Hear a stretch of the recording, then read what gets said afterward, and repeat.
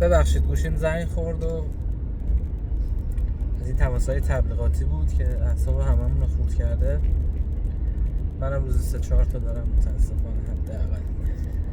آره، عرض میکردم خدمتتون اوضاع گردشگری خلاصه منوط به اینه که ببینیم که چه اتفاقی قراره که تو کشور بیفته.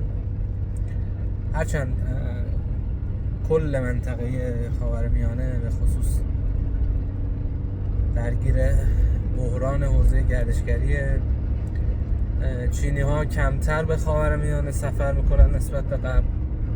البته مقاصد مثل روسیه و ترکیه هنوز مسافر چینی رو پذیرا هست، ولی خب به کشورهای مثل ایران و لبنان و فلسطین اشغالی و عرضم به خدمت شما کشورهایی که معمولا مقصد مسافرهای چینی بوده فعلا ممنوعیت سفر اعلام شده و چینی ها کمتر سفر میکنن به این کشورها.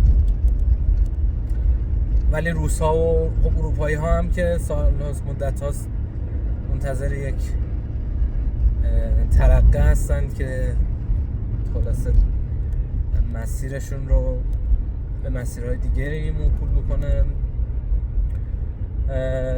امیدوارمون این بود که روس ها یه مقداری تو این فصل به خصوص به ایران سفر بکنن تو های سیزنی که معمولا مهر و آبان و آذره، ولی خب باز هم تعداد زیادی کنسلی تور داشتیم و تعداد زیادی از پندینگ های ما تبدیل به کنسلینگ شد و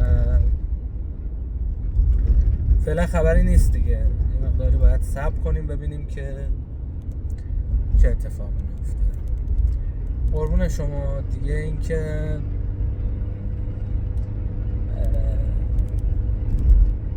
نکته دیگه نیست دیگه. دارم میرم دنبال دخترها از مدرسه برشون دارم. توی هوای آلوده تهران